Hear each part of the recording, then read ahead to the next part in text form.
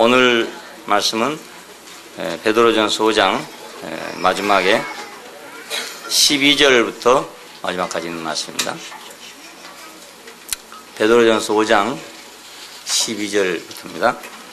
내가 신실한 형제로 하는 실로아노로 말미암아 너희에게 간단히 써서 구원하고 이것이 하나님의 참된 은혜임을 증거하노니 너희는 이 은혜에 굳게 서라.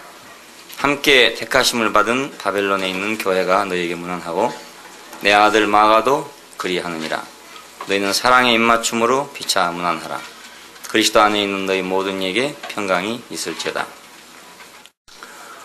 참된 은혜를 증거했다 이렇게 말씀했고 마지막에는 너에게 평강이 있을지어다. 그래서 오늘 말씀드릴 제목은 참된 은혜 안에서 평강을 누린다 하는 제목으로 말씀드리려 합니다.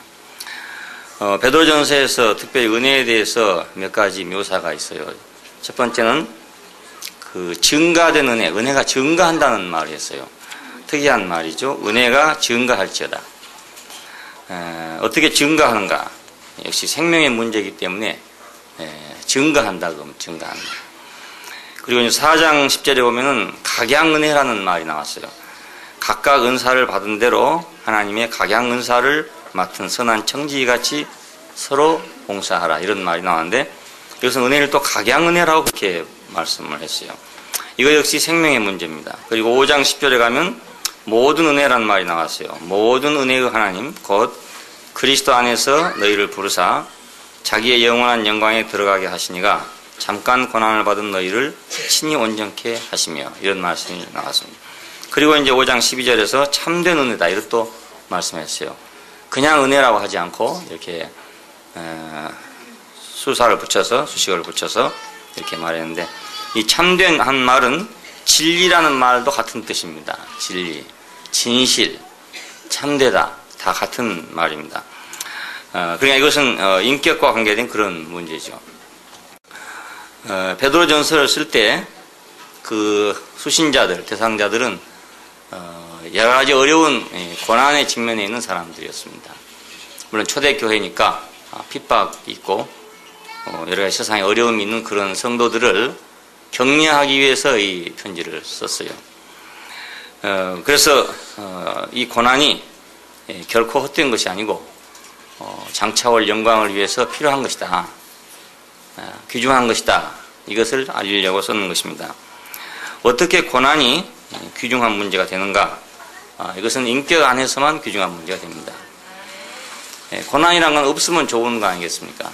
핍박이란 건 없으면 좋고 그런 거 아니겠어요? 누구나 다 편안하기를 원하고 안전하기를 원하는 거니까 좋은 건데 고난을 받고 핍박을 받아서 좋아질 건 아무것도 없어요. 그렇지 않겠어요? 아무것도 좋아질 게 없습니다. 근데 딱 한 가지 좋아질 것이 있습니다. 그것이 바로 인격입니다. 어떤 것도 고난받아 더 좋아질 건 없어요. 나무도 보면은 무난하게 쭉 곱게 자란 나무가 있고 여러 가지 시달리면서 자란 나무가 있어요. 근데 시달리고 자란 나무는 공이가 많고 얼떡얼떡하고 다 그렇죠. 인생도 그래요. 사실은 막 고난을 많이 받고 자란 사람 보면 상처가 굉장히 많고 뭔가 인성이 형성될 때 여러 가지 공의가 있어가지고 뭐 모난 거랄지 뭐 붉어진 거랄지 뭐 여러 가지 그런 하여튼 좋지 않은 것들이 많이 생기게 마련입니다. 그런데 이상하게 이 고난이 그리스도 안에서의 고난일 때는 그것이 인격을 아름답게 하는 온전하게 하는 그런 고난이 돼요. 왜냐하면 그것이 고난을 통해 가지고 갈라내줘야 될 것이 갈라내지고 없어져야 될 것이 없어지고 그리고 순수하게 꼭 있어야 할 것만 남게 된다고요. 그러니까 이것이 그리스도 안에서 받는 고난은 아주 유익하다 이런 말이 됩니다. 그리스도 안에서는 고난을 받는 것도 아주 유익하다. 이 우주 안에 있는 전쟁은 인격의 전쟁입니다. 사탄과 하나님 사이의 전쟁. 인간을 놓고 싸우고 있는데 이 전쟁은 인격의 싸움이에요. 사탄의 목표 뭐냐면 하나님이 창조하신 그 인격을 파괴하고 안 되면 왜곡시키고 이것이 사탄의 목표고 전략입니다. 사람들은 이제 뭐 자기가 살다가 어려움을 당하고 이러면 뭐 사탄이 뭐 시험한다 이렇게 생각하기가 참 쉬운데, 사탄이 그렇게 뭐 시시한 일을 하는 존재가 아니에요. 이렇게 뭐 누집 집안일 간섭한다든지 뭐 이러고 다니는 거가 아니고, 뭐 어디 뭐 감기나 일으키고 뭐 암이나 일으키고 이런 시시한 일을 하는 존재가 아니단 말입니다. 어떤 사람들은 감기만 들어도 다 귀신이 했대요. 뭐 물론 그렇게 하면 암 같은 거 말할 것도 없겠죠. 귀신이 했다 그래가지고 귀신 쫓아내면 병이 나간다 이렇게 아주 주장하는 사람도 있어요. 이렇게 주장을 해갖고 크게 성공한 사람이 있어요, 우리나라에서도. 그러니까 성공도 여러 가지죠, 뭐 여러 가지. 근데 뭐 사탄이 그런 일을 하는 게 아니다 이 말입니다. 그런 그 시시한 그런 존재가 아니다. 만약 그런 존재 같으면 인간 가운데 누군가는 이길 수 있잖아요. 아무리 뭐 병균을 퍼뜨리고 뭐 한다 하더라도 90살, 100살까지 건강하게 살다가 죽은 사람도 많거든요. 예? 그러면 그런 사람들은 뭐 열애 아닙니까? 사탄이 못지 할 수 없는 사람들 아닙니까? 90이 넘도록 매일 소주 한 병씩 먹고도 뭐 가짝 없이 살아가는 사람도 있고 막. 어쩌다가 뭐 소주 한 병 잘못 먹었는데 뭐 잘못돼가지고 죽었다 이런 사람도 있고. 그러니까 만약 사탄이 그런 수준의 일을 하고 있는 존재라면은 문제될 게 없지요, 사실은. 인류 가운데 누군가는 이길 수 있는 거니까. 근데 인류 가운데 누구도 이길 수 없는 일을 하고 있는 거예요. 아담이 졌다는 말은 온 인류가 누구도 그에게 이길 수가 없다는 뜻이에요. 아담이 유혹을 받았다는 말은 온 인류 가운데 누구도 유혹을 받지 않을 사람이 없다는 뜻입니다. 그런 존재를 놓고 무슨 뭐 감기나 일으킨다든지 뭐 병이나 일으킨다든지 이런 식으로 생각하고 있으니까 얼마나 한심하고 어리석은 일인지 모릅니다. 사탄의 목표는 인격을 파괴하고 왜곡시키는 겁니다. 이것이 그의 목표예요. 인격을 파괴할 때는 어떻게 파괴하냐? 그것은 사람을 이제 본성을 자극함으로써 버러지 형상을 만든다. 성경이 말하면 금수와 버러지 형상을 만든다 그랬어요. 그래서 사람답지 못하게 하는 거죠, 결국. 그래서 동물화 시켜버린다. 그냥 생물화 시켜버린다.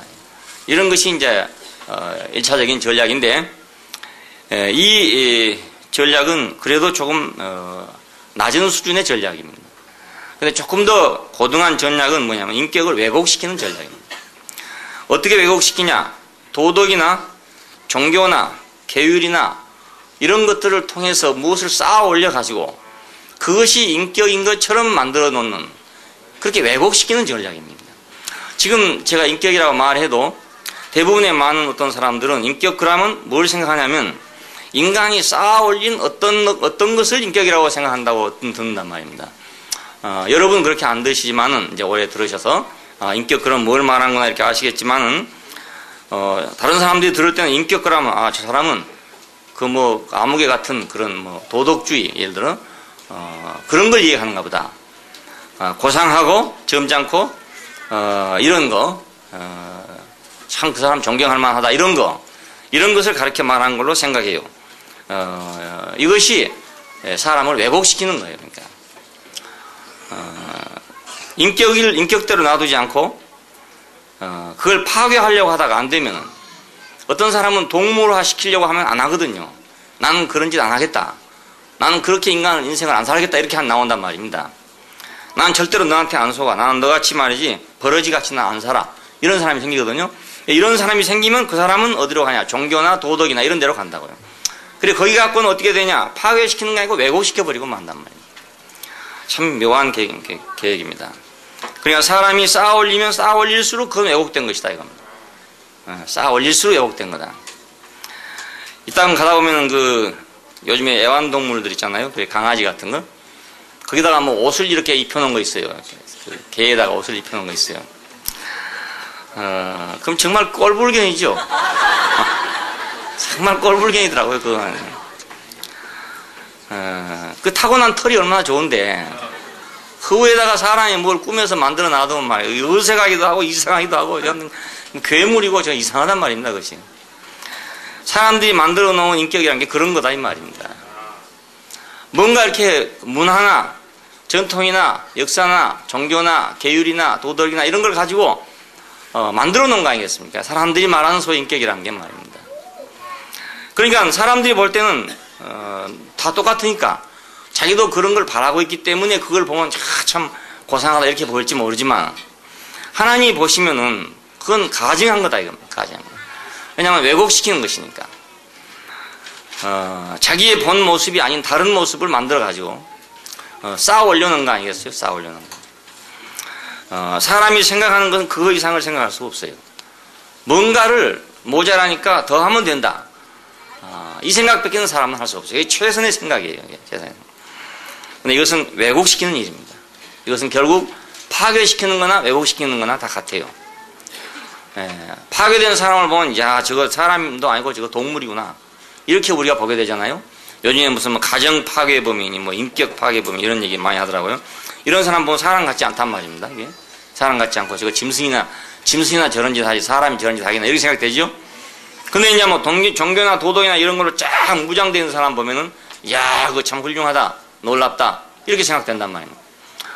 뭐 수도를 오래 해가지고 막 어떻게 됐다든지 뭐 이렇게 하면 뭐 빛이 난다든지 막 눈에 빛이 나고 뭐 이렇게 되고 하면 사람들은 존경하게 되잖아요. 이런 사람들이 뭐 따르거든요. 이건 더 무서운 거죠 사실 보면. 왜냐하면 그 잘못된 거 파괴된 걸 보면 사람들이 증오를 해요. 누구든지 대부분의 사람은 증오를 해요. 소수의 사람은 그걸 선호하지만은 대부분의 사람은 증오를 해요. 그런데 쌓아 올려놓은 걸 보면은 대부분의 사람이 그걸 존경해요. 대부분의 사람이. 우리 기독교 안에서도 이제 중세 같은 경우에 성자들이 많이 나왔어요. 그런 성자들은 보통 다른 사람들이 할 수 없는 어떤 행위를 한 사람들이에요. 다른 사람이 할 수 없는. 남이 할 수 없는 기도를 한 사람이에요. 남이 할 수 없는 봉사를 한 사람이에요. 남이 할 수 없는 수행을 한 사람이에요. 이런 사람들입니다, 모두. 자, 심하게는 이제 돌기둥 꼭대기에 쭈그리고 앉아서 평생을 산대요. 쭈그리 앉아가지고. 그럼 쭈그리 앉아있으면 오금이 다 썩을 거 아닙니까? 거기서 구더기가 난대요. 그러면 사람들이 그걸 보고 존경하고 밑에 순례자들이 돌아가는 거예요. 그걸 보고 정말 참 위대하다. 너무너무 깨끗하다. 아름답다. 이렇게 찬양할 때가 있었어요. 불교에서도 그런 거 많잖아요. 9년을 면백을 했다. 이런 거.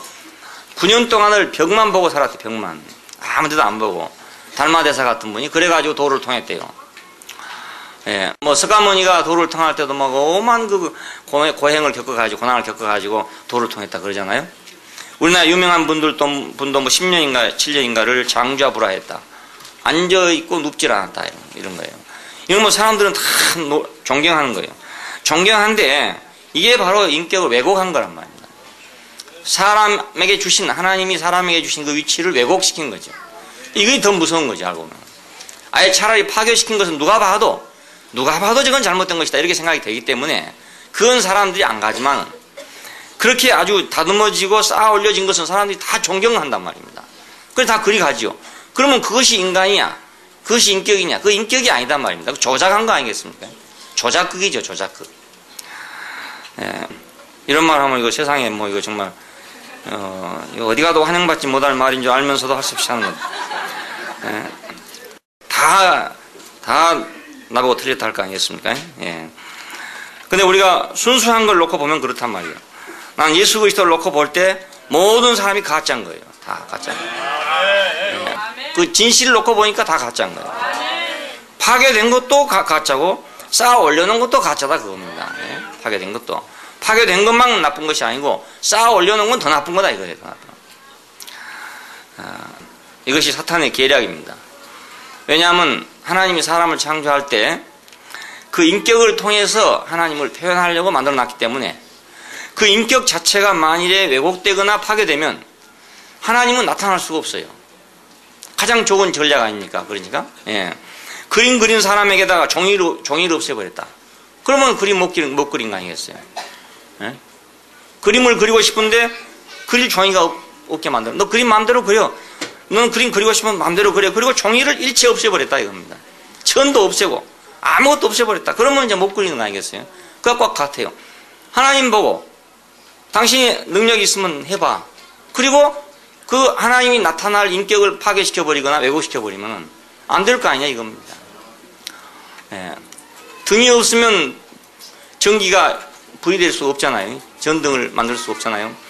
그 유리를 깨버리는 방법도 있고 유리를 다른 색깔을 칠해버리는 방법도 있단 말입니다. 예. 그러니까 사탄의 전략은 여러 가지죠. 목표는 하나님이 나타나지 못하게 하려는 거니까. 어떻게 하면 하나님이 못 나타날까? 인격화되지 못하게 할까? 이것이 사탄의 전략이기 때문에 이 목표를 위해서 그는 파괴하거나 왜곡시키거나, 어떤 사람을 찾아가서 해보면 이놈은 파괴시켜야 되겠구나 싶으면 파괴하는 쪽으로 가고, 어떤 사람에 가보면 이놈은 파괴는 도저히 안 받아들이겠구나, 고상한 놈이 돼가지고 도저히 안 받아들이겠어. 그러면 이놈은 고상한 대로 끌고 들어가야 되겠구나. 그래서 이제 종교나 도덕이나 이런 데로 끌고 들어가죠.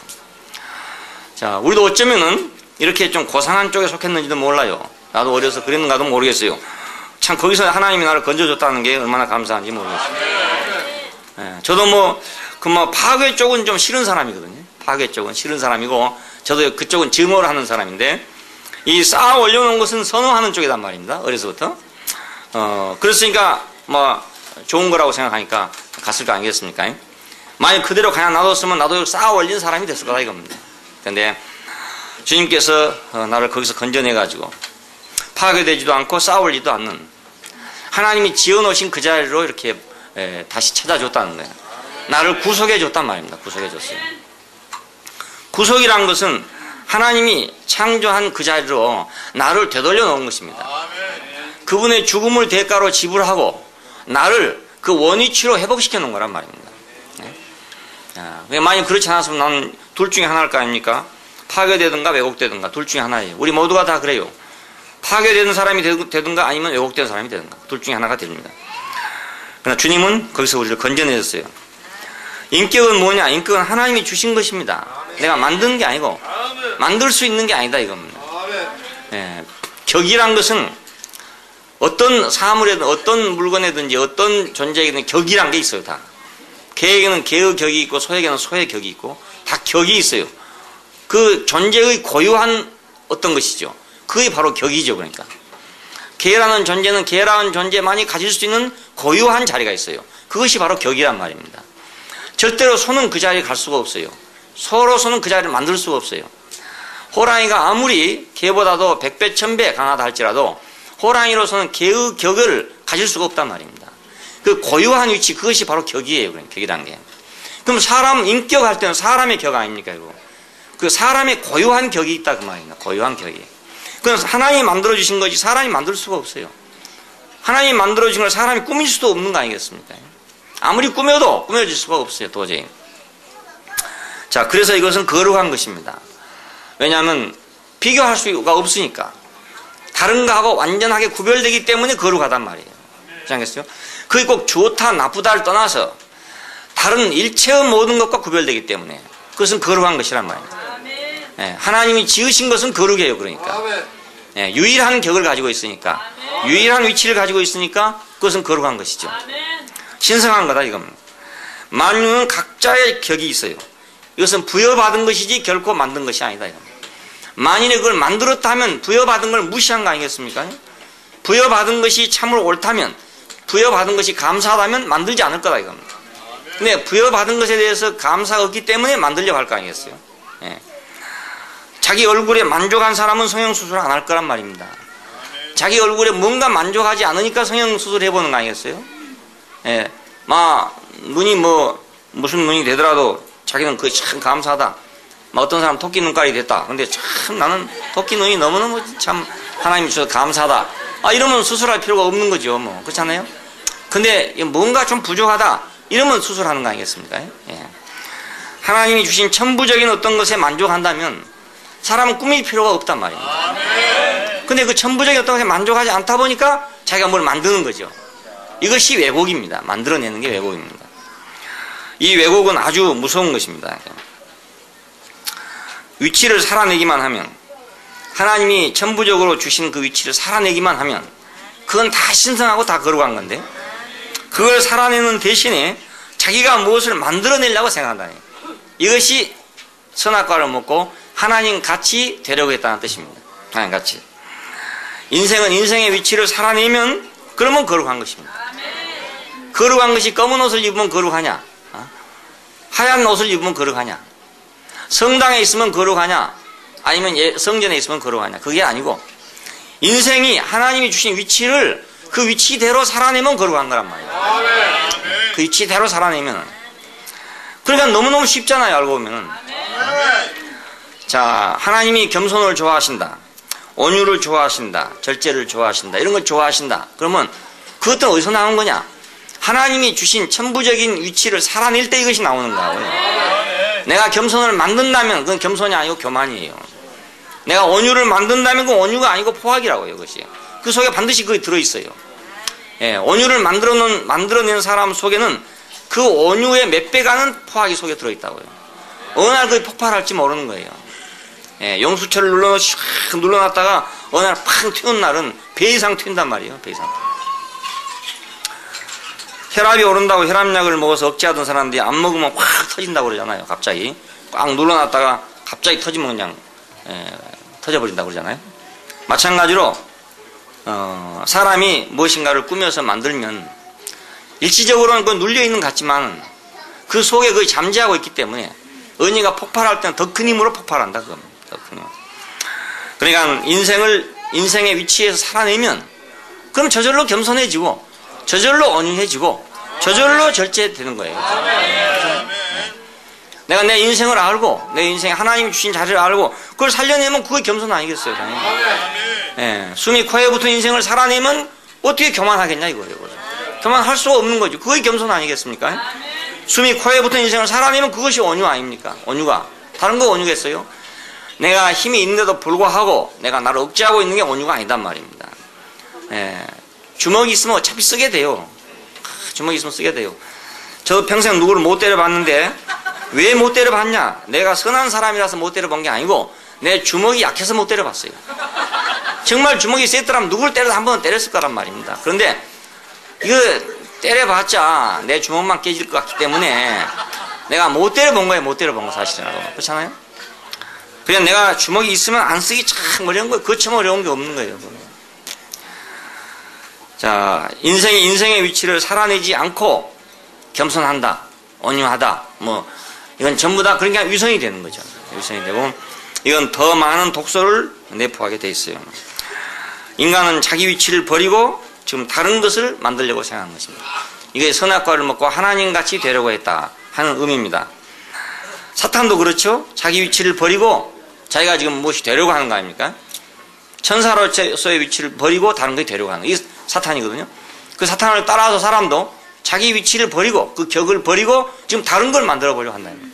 근데 격에 안 맞는 일을 하고 있는 거죠. 격에 안 맞는다. 격에 안 맞는다. 그 격이라는 의미가 그런 의미입니다. 격에 안 맞는다. 격에 맞느냐 안 맞느냐 그거 아니겠어요? 개가 개의 짓을 하면 격에 맞는 거지만 개가 만약 소의 짓을 하면 격에 안 맞는 짓을 하는 거단 말이에요. 사람이 사람 짓을 하면 격에 맞는 거지만 사람 짓을 안 하면 격에 안 맞는 거 아니겠어요? 예. 예. 학생이 선생 짓을 한다 이러면 격에 안 맞는 거죠. 예. 학생은 학생 짓을 해야 격에 맞는 거죠. 이 격을 하나님이 주셨는데 각자에게 주셨는데 이 격을 살아내면 그것이 미덕이 되는 겁니다. 그것이 하나님이 원하는 것이 된단 말입니다. 예. 어린 양을 불태우면 향기가 나잖아요. 고기를 불태우니까 향기가 난단 말입니다. 그 향기를 흠양하셨다 그럽니다. 그러면 어떤 존재를 불태우니까 그 향기가 난 거죠. 그러니까 양고기를 불태울 때 나는 향기는 다른 고기를 불태울 때는 날 수가 없어요. 양고기만 꼭 불태워야 그 냄새가 나는 거지. 다른 고기는 그 냄새가 안 난단 말입니다. 우리들 주방은 왜 냄새가 좀 안 좋은가? 우리는 육고기보다도 생선을 더 많이 먹는다. 그리고 된장이나 간장을 많이 쓴다. 이렇기 때문에 주방마다 들어가면 다 좀 이상한 냄새가 많이 나죠. 바다를 쓴다든지 육고기를 쓴다 이러면 좀 구수한 냄새가 나고 이러는데 음식마다 고유한 냄새를 가지고 있으니까 그 음식마다 가지고 있는 고유한 냄새는 그 음식의 고유한 격이란 말입니다. 그러니까 그 음식에서만 그 냄새가 나지 다른 음식에서는 그 냄새가 날 수가 없어요. 사람도 사람의 자리에서 사람을 살아내야 사람 냄새가 나지. 그렇지 않고는 사람 냄새가 나지 않기 때문에 무엇인가 만들어서 사람을 살아내면은 다른 냄새가 나게 말입니다. 다른 냄새가. 그러니까 이것을 우리가 지키느냐 버리느냐 이것이 이제 싸움입니다. 우리 인생의 문제는 뭐냐면 이걸 내가 지킬 것이냐 아니면 버릴 것이냐 이 문제입니다. 아담의 고민이 바로 그것이에요. 내가 이걸 지킬 것이냐 아니면 이걸 안 지키고 선악과를 먹을 것이냐 이게 문제 아니었습니까? 이게 최초의 문제잖아요. 이 최초의 문제는 오늘날도 역시 동일한 겁니다. 오늘 모든 인간이 이걸 지키느냐 안 지키느냐 이 문제에 빠져 있어요. 다 누구든지 다. 물론 아주 전혀 모르는 사람도 있지만, 자, 하나님의 동산은 그러니까 이 인격을 다스리고 지키는 것이죠. 네가 이 동산을 다스리고 지키게 했다. 하나님이 동산에 두시고 다스리고 지키겠다 그랬는데 뭘 다스리고 지키느냐? 그건 인격이에요. 그냥 동산이라는 게. 왜냐하면 하나님과 사람이 동거하는 곳이니까. 우리가 그림으로 표현할 때는 뭐 에덴에서 바론에서 강이 있고 뭐 금과 뭐 호마노가 뭐 베들레헴이 있고 있잖아요. 이게 전부 인격의 내용이에요. 하나님과 사람이 동거할 수 있는 장막이란 말입니다. 이것이 요한계시록 마지막에 가면은 하늘에서 내려온 장막이 돼요. 장막이. 그러니까 이 장막을 다스리고 지키게 했잖아요. 이것은 결국 인격을 다스리고 지키게 하는 거예요. 자, 우리가 이제 이것이 역사 안에서 보면 성전으로 나타났습니다. 자, 성전에서 사람들이 봉사하는 거, 이거 보고 제사장이라고 그러죠. 이걸 하나님을 섬긴다 그래요. 근데 성전은 뭐냐? 하나님의 거처입니다. 또 다른 말로 말하면 하나님과 사람이 만나는 곳이기도 합니다. 그래서 하나님의 거처라는 의미에서는 성전이고, 하나님과 사람이 만나는 곳이라는 의미에서는 회막이고 그래요. 똑같은 건데, 자, 여기서 이것을 봉사하는 사람들을 제사장이라고 그럽니다. 자, 근데 이것이 신약에 내려오면 뭐가 되냐? 교회가 된단 말입니다. 교회가. 그러면 성전은 어떤 물질로 그 형상을 만들어 가지고 세워놓은 것이고, 교회는 뭐냐? 그 물질의 실제인 인격으로 구성해 놓은 것이 교회예요. 아멘. 예. 그러니까 교회는 옛날 성전의 실제죠, 실제. 자, 오늘 교회를 우리가 다스리고 지킨다. 이것은 그러니까 인격을 다스리고 지키는 것을 의미하는 것입니다. 예.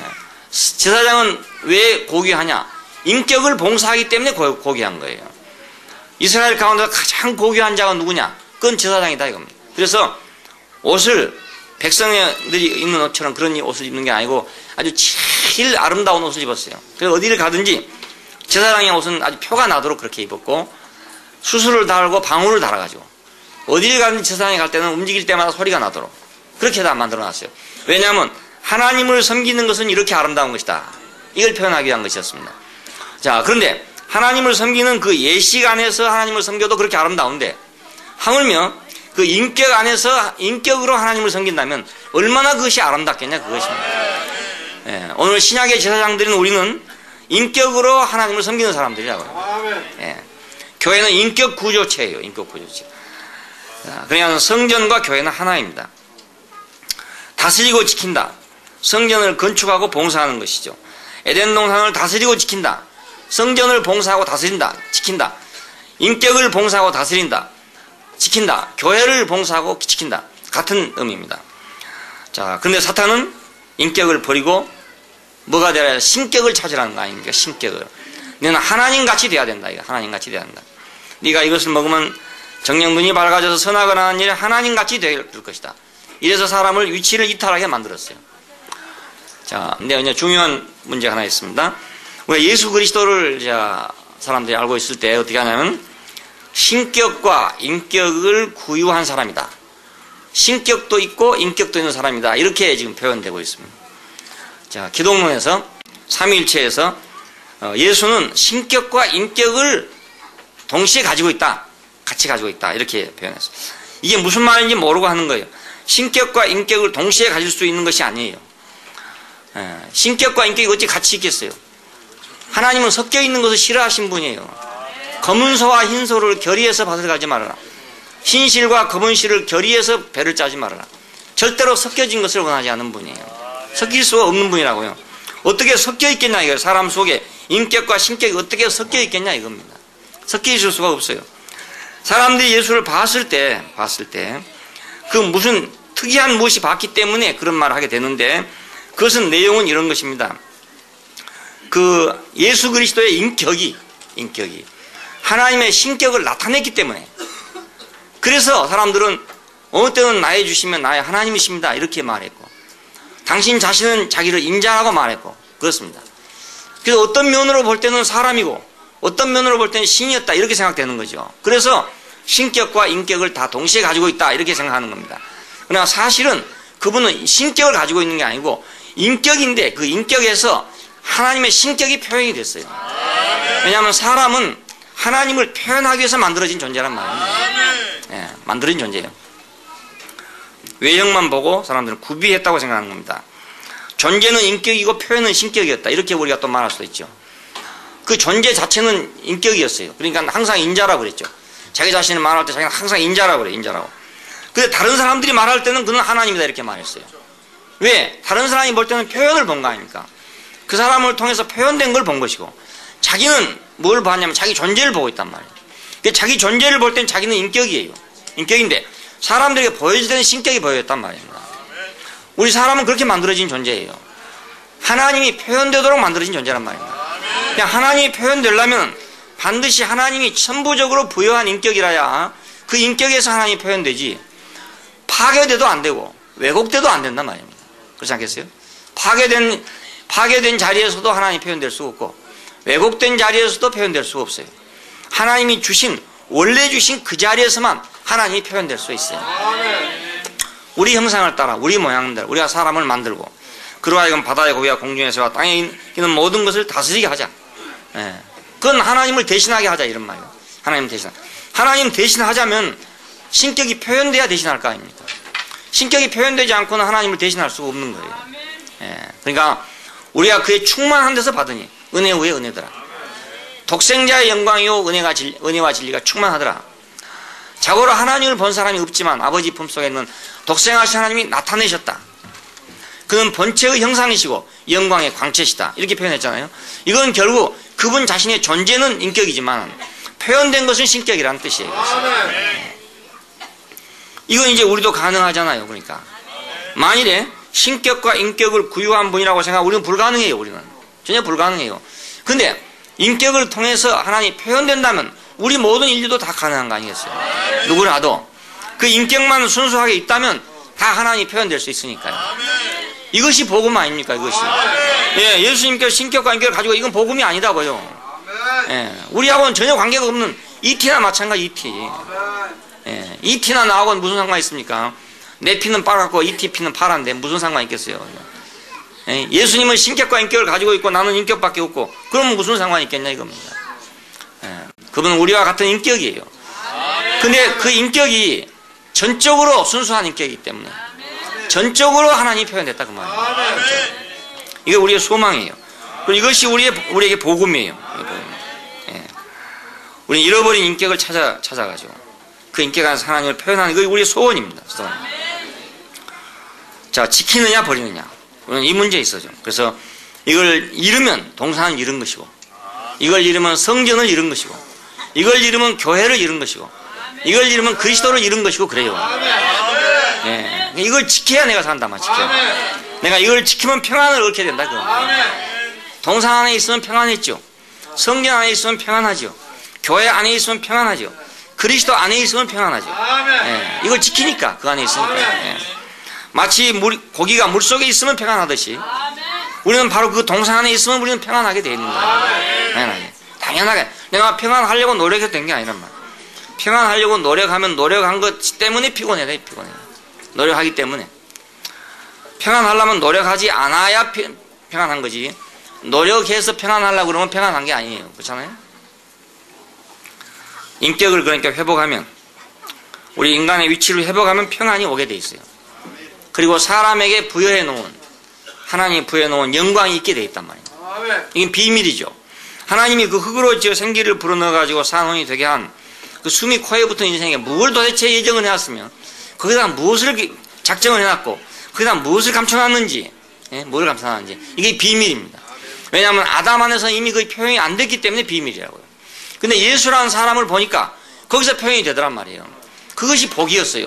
그래서 우리 예수를 보고야 비로소 하나님이 흙으로 지어서 숨이 코에 붙은 인생에게 이와 같은 영광을 나타낼 수 있는 자리를 만들어 놨구나. 그걸 알게 된 거잖아요. 이것이 복음이잖아요. 이것이 복음. 예, 이것이 기쁜 소식이잖아요. 자, 그러니까 평안이 따로 있는 것이 아니고 영광이 따로 있는 것이 아니죠. 하나님이 주신 그 자리가, 그 뭔가 그게 뭐 있는데 그것이 어떻게 사용하기만 하면 그 말이에요. 예? 올바로 사용되기만 하면 그게 평안이 되고 그게 영광이 되고 그래요. 내적으로는 평안이고 밖으로는 영광이고 그렇죠. 그렇잖아요. 표현된 건 영광이고 안으로 누려진 건 평안이고 그렇단 말입니다. 평안과 영광이 따로 있는 것이 아니고요. 컴퓨터를 만들어 놨어요. 저는 아직도 컴퓨터는 비밀이에요. 아직도 못하기 때문에 비밀. 예, 그 안에 이제 뭐 보면 별거 아니다 뜯어보니까 뭐 몇 개 꼽아놨는데 야 허망하더라고요. 보니까 이게 도대체 이게 뭔지도 모르겠어요. 그런데 거기서 5만 가지 재주가 다 나오잖아요. 완전 요술박스지 그건 뭐. 완전 요술박스야. 한 사람 보면 거기서 별걸 다 만들어내기도 하고 뭐 5만 걸 다 한단 말이에요. 나는 아직 못하지만. 그냥 그 컴퓨터 안에는 어떤 비밀이 들어있는 거죠. 나한테는 그 말입니다. 나한테는 비밀이 들어있어요. 그 비밀이. 이 비밀이 열리는 날, 어느 날 열리게 되면 나도 컴퓨터의 가치를 알게 안 되겠습니까? 야, 그래 우리 인생에게도 하나님이 컴퓨터보다 더 좋은 기계로 만들어 놓지 않았습니까? 사람을 정말 이 우주 안에서 가장 좋은 걸로 만들어 놨어요. 가장 좋은 걸로. 이것이 제대로 활용되기만 하면, 이것이 바로 영광이란 말입니다. 근데 겉으로 보기에는 숨이 코에 붙은 거란 말이에요. 이것이. 숨이 코에 붙은 거. 예, 컴퓨터도 보면은 아무것도 없어요. 가보면은. 여러분 뜯어보셨는지 모르겠는데 뜯어보니까 너무너무 허망해요. 200만 원이니 뭐 300만 원 회사하는데 아니 이만한 거 이런 거 몇 개 꼽아놔두고 200만 원 300만 원씩 한다고요. 그러니까 손바닥만 거 몇 개 꼽아져 있어. 예, 우리 인생도 보면 숨이 코에 붙었어요. 아무것도 아니에요. 아무것도 아닌데 독생자의 영광이에요. 예, 은혜와 진리가 충만하더라. 우리가 그게 충만한 데서 받으니 은혜 위에 은혜더라. 예, 독생자의 영광이더라. 영광의 광채요 본체의 형상이더라 이겁니다. 자고로 어떤 사람도 보지 못했지만 아버지 품속에 있는 독생하신 하나님이 그 하나님을 나타냈다. 보이지 않는 하나님이 나타났더라 이거예요. 야, 컴퓨터를 탁 하니까 무슨 화면이 확 나오잖아요. 무슨 이상한 화면. 야, 참 신기하죠, 신기해. 저는 아직도 그거 신기해요. 아직 모르기 때문에 신기해요. 자동차만 해도 신기하죠. 우리 같은 사람, 바보들한테 신기한 거예요. 오랫동안 가지고 있는 사람은 신기한지는 모르지만 처음 해본 사람은 신기해요. 야, 그게 정말 잘 만들어 놨더라고요. 운전해보니까 정말 잘 만들어 놨어. 정말 잘. 예. 어떻게 그렇게 아주 처음엔 생각할 때 야, 이건 발은 왜 이쪽에다 해놨나 오른쪽에다 했으면 좋을 텐데 브레이크를 오른발로 밟고 악셀에다 왼발로 밟으면 사고가 덜 날 텐데 속으로 이렇게 생각했어요. 왜냐하면 사람이 급하면 오른발 쓸 거 아닙니까? 그러니까 근데 이걸 왜 양쪽에다 해놔두고 왔다 갔다 하게 만들어 놨나 이렇게 생각해. 봐보니까 생각하는 거예요. 모르니까. 근데 이제 해보니까 아, 이걸 오른발 왼발 해놔두면 사고가 더 나겠구나. 그래서 이제 왔다 갔다 해야 되는구나. 둘 중에 하나만 밟아야지 둘 같이 밟으면 안 되는구나. 그래서 이렇게 만들어놨고 그게 알아지더라고요. 차차 알아가니까 그것이 참 좋다는 거 알아져가요. 예. 처음 모를 때는 이건 뭐 잘못 만들어 놓은 것 같아. 내가 만들면 이렇게 안 만들 텐데 왜 이렇게 만들어 놨을까. 그렇게 생각했어요. 예. 근데 나보다 훨씬 나은 사람들이 만들어 놨더라고요. 예. 근데 아마 지금 내가 야, 이 사람들은 참 굉장한 사람들이라고 생각하는 그 개념하고 실제로 그걸 만든 사람들은 더 너무너무 다를 거예요. 또 내가 지금 안다고 해봤자 겨우 내 수준에서 운전 조금 하면서 알아지는 그 정도 야, 참 이건 놀라운 것이다 이렇게 아는 거지. 실제로 뭐 기계공학이랄지 뭐 이런 데 들어가 가지고 알아본다면 그건 더욱 놀라운 거다. 자동차 하나를 만드는데 뭐 3만 가지인가 2만 가지 부품이 들어간다 하더라고요. 예, 그렇게 복잡한 기계예요. 정밀한 기계고. 자동차를 생산하면 이미 공업국가래요. 자동차를 생산하는 나라는 모든 걸 만들 수 있대요. 비행기도 만들고 다 만들 수가 있대요. 그러니까 자동차 공업이라는 게 그 공업화된 사회의 기초래요. 이것이. 예, 기반이에요. 그러니까 그 우리가 다 아직 모르는 거죠. 내가 안다는 건 겨우 운전해보니까 편리하더라 이런 거밖에 모르는 거예요. 우리가 인격의 비밀도 우리가 아는 건 지극히 적은 것밖에 안 돼요. 무궁무진하다 그 말입니다. 무궁무진하다. 보십시오. 여기서 지금 베드로가 말한 걸 보면은 그 한 가지를 가지고 뭐 증가된 은혜라 했다가 각양 은혜라 했다가 모든 은혜라 했다가 참된 은혜라 했다가 그 말로 형용할 수 없는 수많은 것이 있기 때문에 인간의 언어로 다 말할 수 없는 비밀이 들어있다 그 말이에요. 이것이 모두 인격 안에 들어있어요. 인격 안에 들어있어요. 이번에도 어디 가니까 이제 무슨 사건이 좀 있고 복잡해가지고 물어봐요. 어떻게 해야 이거 하나님의 뜻을 따르는 거냐? 무조건 기다리고 있어야 되는 거냐? 아니면 뭔가 행동을 해야 되는 거냐? 이제 이런 걸 결단을 해야 될 시기가 왔기 때문에 자꾸 물어봐요. 물어보는데 제가 뭐 대답이 됩니까? 대답이 안 되죠. 제가 확실하게 대답할 수 있는 말은 나 같으면 이렇게 하겠다. 이 대답해야 안 된다고. 나 같으면 이렇게 하겠다. 내가 만일 사장이라면 나는 이렇게 할 것이다. 내가 만일 종업원이라면 이렇게 할 것이다. 근데 사장도 내가 아니고 종업원도 내가 아닌 거예요. 그러니까 내가 대답해봤자 소용없는 말 아니겠습니까? 예. 난 나밖에 대답이 아닌데 말입니다. 나 같으면 그렇게 안 하죠. 나 같으면 그렇게 뭐 싸움하도록 안 하죠. 뭐 주면 다 줘버리지. 싸울 필요는 없잖아요. 그러니까 싸움 안 하죠. 또 나 같으면 시킨 대로 일하지 뭐 데모하고 있을 필요가 없죠. 그냥 나한테는 아무 문제가 없는데 자꾸 지금 문제가 돼가지고 물어본다면 어떻게 해야 되느냐 물어보면 이거 이래라 해도 안 되고 저래라 해도 안 되고 참 딱하단 말이에요. 참 딱해. 그리스도가 대답인데 그리스도 없으면 대답이 안 돼요. 세상에 안 되는 거예요. 내가 대답이요 이렇게 말할 수도 없고 그러면 참 곤란하잖아요. 내가 대답이요 그래놓으면 이거 정말 띵 받쳐갖고 요한복음 13장 같이 돼버리면 한단 말입니다. 내가 길이요 진리요 생명이니 이래보면 곤란해. 참 사람의 인격 안에 무한한 것이 내장되어 있어요. 무한한 가능성을 하였어요. 흙이란 걸 우리가 보면 아무것도 아니잖아요. 흙이란 게 아무것도 아니에요. 아닌데 그 흙 속에 흙이 비밀을 가지고 있는 게 아니라 흙을 통해서 나타날 비밀이 엄청나단 말이에요. 네. 거기서 쌀이 날지 보리가 날지 밀이 날지 어떤 것이 날지 모르는 거예요. 씨만 있다면은 어떤 열매가 거기서 나올지 아무도 모른다고요. 늘 제주 얘기를 하지만 제주도 그 돌짝밭에 귤이 날 줄을 누가 알았겠습니까? 근데 그 돌짝밭에서 귤이 나온단 말이에요. 그래 앞으로 또 거기서 뭐가 나올지 몰라요. 지금은 귤이 시세가 없어가지고 아주 천덕꾸러기가 돼버렸는데 저 돌짝밭에 새로운 어떤 품종이 나와가지고 또 히트를 한번 치는 날이 돌아오면 그 돌짝밭 값이 또 몇백 배로 오른단 말입니다. 그러니까 그 속에 내장되어 있는 것이 뭔지를 우리가 다 그 비밀을 다 알 수가 없죠. 예. 그렇다고 흙을 캐봐가지고 뭐 분석을 하고 한다고 알아지겠어요? 숨이 코에 붙은 인생을 분석한다고 뭐 나오겠어요? 아무것도 나올 게 없어요. 여전히 숨이 코에 붙은 인생인데도 불구하고 그 안에서 독생자의 영광이 나올 수 있다 그겁니다. 그러니까 그 인격을 내가 개발하면 내 자신에게는 평강이고 밖으로는 영광이고 그래요. 그래 베드로는 그리스도로 인한 이 고난을 소망으로 극복하게 하기 위해서 베드로전서를 썼어요.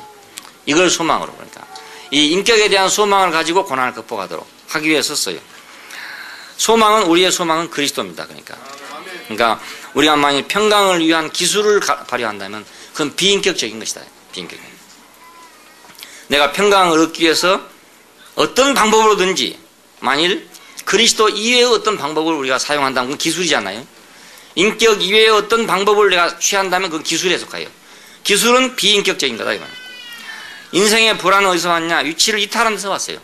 그러니까 이건 기술로 해결될 문제가 아니에요. 절대로. 위치가 이탈되는데 무슨 기술로 그걸 커버하겠어요? 두려워 숨었습니다. 네가 어디 있느냐 물으니까 두려워 숨었습니다. 꾸밀수록 불안해요. 그러니까 인생은 꾸밀수록 불안해요. 꾸밀수록 불안해.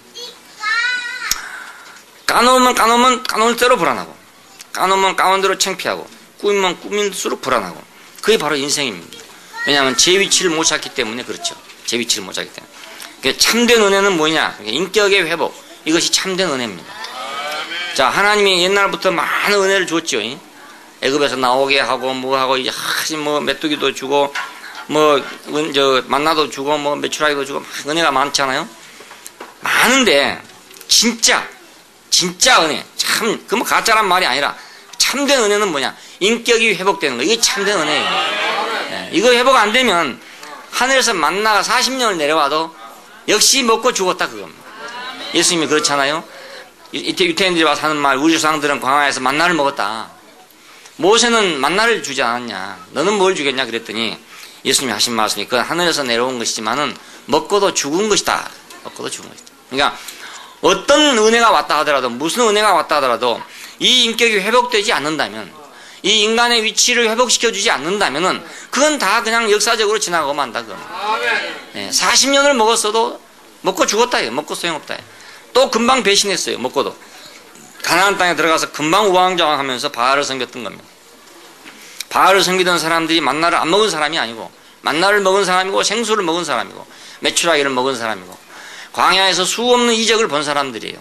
하나님의 그 수많은 은혜를 경험한 사람들이에요. 그 사람들이 도로 바알을 섬겼어요. 왜냐하면 인격이 회복되지 않았기 때문에. 예. 그러니까 인격의 회복 이것이 바로 참된 최종적인 은혜입니다. 그러니까 그러니까 우리가 이것을 구해야지 다른 걸 구하면 이제 옛날 사람들 하던 걸 되풀이하는 거 아니겠습니까? 그래서 뭐 기도하겠다는 사람도 많고 어떻게 기도하면 되겠냐고 묻는 사람도 많고 그런데 정말 딱 한마디로 하라면 하지 마라 이렇게 하고 싶어요. 그냥 하지 마라. 근데 또 하지 마라면 실족하니까 해보라고 그러는 거예요. 해보라. 해봤자 만나 얻어먹는 것밖에 더 되겠어요. 그 이상의 무슨 은혜를 받겠냐 이겁니다. 참된 은혜, 인격이 회복되지 않는 한은 만나 이상 더 달한 걸 먹을 수 있겠네요.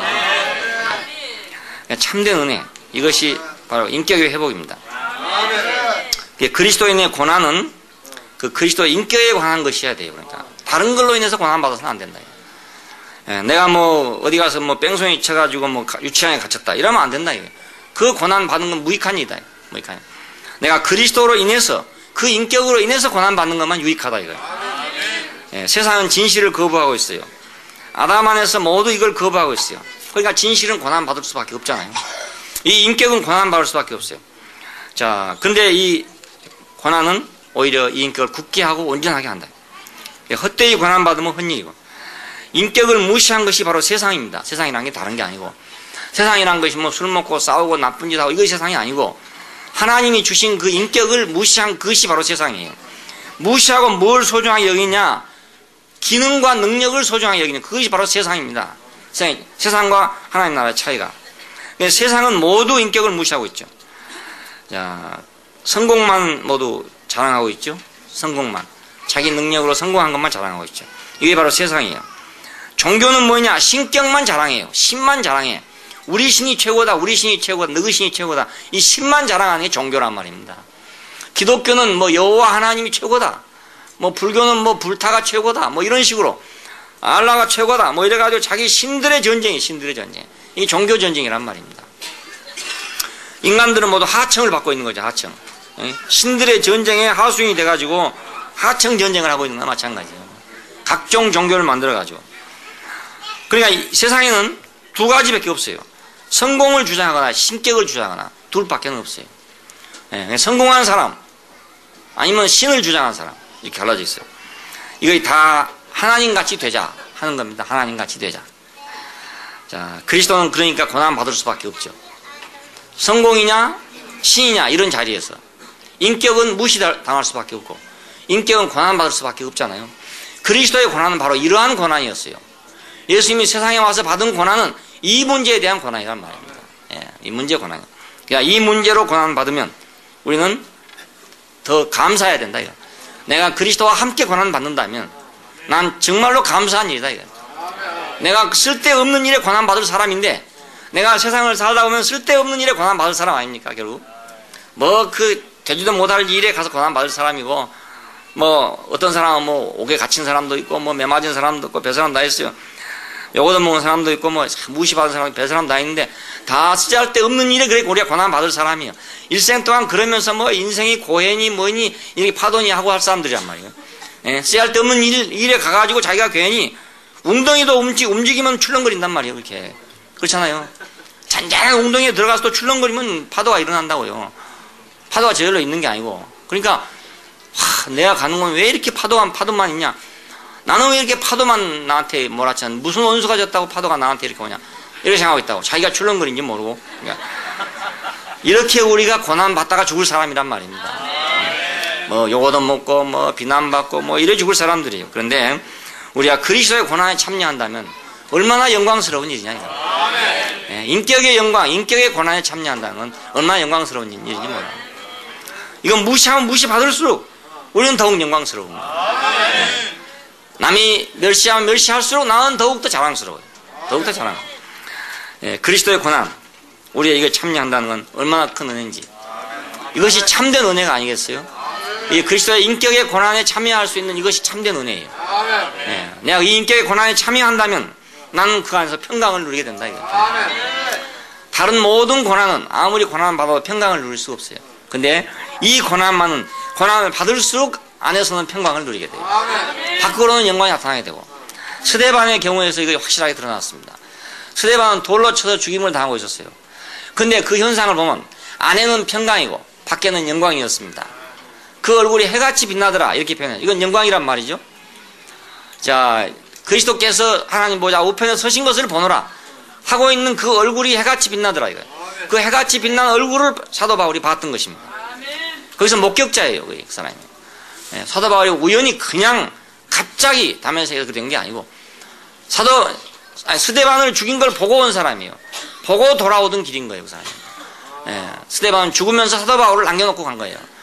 그 영광스러운 얼굴을 사도 바울에게 탁 찍어놓고 갔단 말입니다. 이제. 밖으로는 영광이고 안으로는 평안이었어요. 평안이니까 얼굴이 해같이 빛났다고 표현하죠. 분명히 막 피투성이가 되고 있는데 그것이 무슨 해같이 빛났겠어요. 근데 거기서 사도 바울이 무엇을 봤다는 겁니다. 무엇인가 다른 걸, 자기하고 다른 걸 봤어요. 자기는 너무나 율법적으로 철저한 사람이고 하나님을 위해서 열심을 다한 사람인데, 근데 저 이단자가 돌 무더기에 쳐 죽임을 당하고 있는데 자기하고 다른 어떤 걸 봤을 거 아니겠습니까? 예. 사울아 사울아 네가 어찌하여 나를 핍박하느냐. 왜 그 소리가 하필 들려왔겠습니까? 그는 바로 그 스데반을 죽인 자리에서 가편에 투표하고 증인으로서 옷을 갖고 있던 사람이었으니까 그는 분명하게 무엇인가를 인상받은 사람이었다는 걸 우리가 절대로 무시할 수가 없어요. 사도 바울의 회심은 저절로 된 것이 절대로 아니다 이겁니다. 자, 그러니까 우리가 그리스도의 인격 안에 있는 고난은 고난이지만 자기 안에서는 평강을 누리게 되고 밖으로는 영광이 표현되는 것이다. 우리가 이런 은혜에 참여한다는 건 얼마나 놀라운 일입니다. 우리는 지금 뭐 옛날 교회들처럼 뭐 종교적인 핍박이나 이런 걸 받고 있지는 않아요. 뭐 다소간 뭐 우리 보고 뭐 교파 없다 해가지고 뭐 이단이 뭐 이런 이따 해서 한 그런 인간들이 있지만은 뭐 그건 우리 인간으로 취급할 수도 없으니까 그건 뭐 해결 안 해요. 뭐 아니 교파 없다고 이단이라고 하니까 그거 너무 무식한 사람들이잖아요. 그럼 뭐 예수도 이단이지 그럼 교파 없으니까 그렇지 않겠어요? 그냥 뭐 이런 사람 말 상대가 안 돼. 말 상대가 안 돼. 너무 모르니까 또. 그렇지만 이런 것은 뭐 옛날 사람들이 뭐 종교적인 핍박을 받은 거에 비하면 아무것도 아니죠. 뭐. 막 끌려가서 매맞고 죽이고 죽임 당하고 막 참 고생을 엄청나게 했어요. 그 종교적인 핍박 안에서 우리나라에도 천주교가 들어와서 한 100년 동안 핍박을 받았죠. 제사를 지나지 않는다는 문제 때문에 100년 동안 심한 고난을 받았어요. 서울에 가면 한강변에 절두산이라는 게 있잖아요. 그 목 자르는 산이라는 뜻이에요. 절두산이라는. 그래서 천주교인을 데려다 놓고 목을 쳐서 죽였던 거예요. 엄청난 박해를 받았어요. 우리는 지금 그런 박해를 받고 있는 건 아니죠. 우리가 뭐 요거도 먹는다 해봤자 그건 그냥 귀만 막아보면 되는 문제고 눈만 감아보면 되는 문제고 무시해보면 되는 그런 문제예요. 옛날하고 달라요. 그러나 우리가 그리스도의 진정한 그 고난을 안다면 우리는 그것이 꼭 그렇게 물리적으로 우리에게 가해오는 고난만이 아니라 이 세상 전체가 그 그리스도의 지당한 인격을 거부하고 있구나. 이걸 무시하고 있구나. 우리가 그걸 직면하게 되잖아요. 여기에 우리가 직면하게 될 때 우리가 긴장하게 된단 말입니다. 우리는 전투하는 자세가 되게 되는 거예요. 이걸 내가 지켜야 되겠구나. 내가 지키지 않으면 이거 지킬 수가 없구나. 우리가 지키지 않으면 이 동산을 지킬 수가 없구나. 우리가 그런 전사의 마음이 생긴다. 근데 이걸 지키면서 우리는 평강을 얻고 우리는 영광을 얻기 때문에 베드로는 마지막으로 참된 은혜를 말하면서 너희 모든 사람에게 은혜가 있을지어다. 이렇게 평안이 있을지어다. 그렇게 말했습니다. 우리 모든 사람에게 평안이 있기를 원합니다. 기도하십시다. 감사하신 아버지 하나님, 우리가 한편으로는 버러지와 같고 흙에 불과하고 숨이 코에 붙은 자고 아무데도 쓸모가 없는 자지만 하나님 당신의 목적과 계획과 경륜 안에서 우리에게 두신 당신의 비밀은 너무나 엄청나고 아직도 우리가 다 알지 못하는 그 깊은 비밀을 우리가 헤아려야 할 수 없는데 그리스도 예수를 통해서 우리에게 넉넉하게 그 은혜를 부어주셔서 우리가 당신을 따를 수 있게 하시고 당신을 흠모하게 하여 주시고 당신을 영화롭게 하는 자리에 이르게 하여 주신 것을 감사합니다. 주님, 우리가 이 동산을 지키고 이 동산을 경작해서 세상이 멸시하고 세상이 무시하는 당신이 부여하신 이 거룩한 인격을 우리가 살려내기를 원하고 만방에 만유 앞에 이것을 전파하고 천사들에게까지 우리가 이것을 선포하게 되기를 원합니다. 주 예수님 이름으로 기도합니다. 아멘.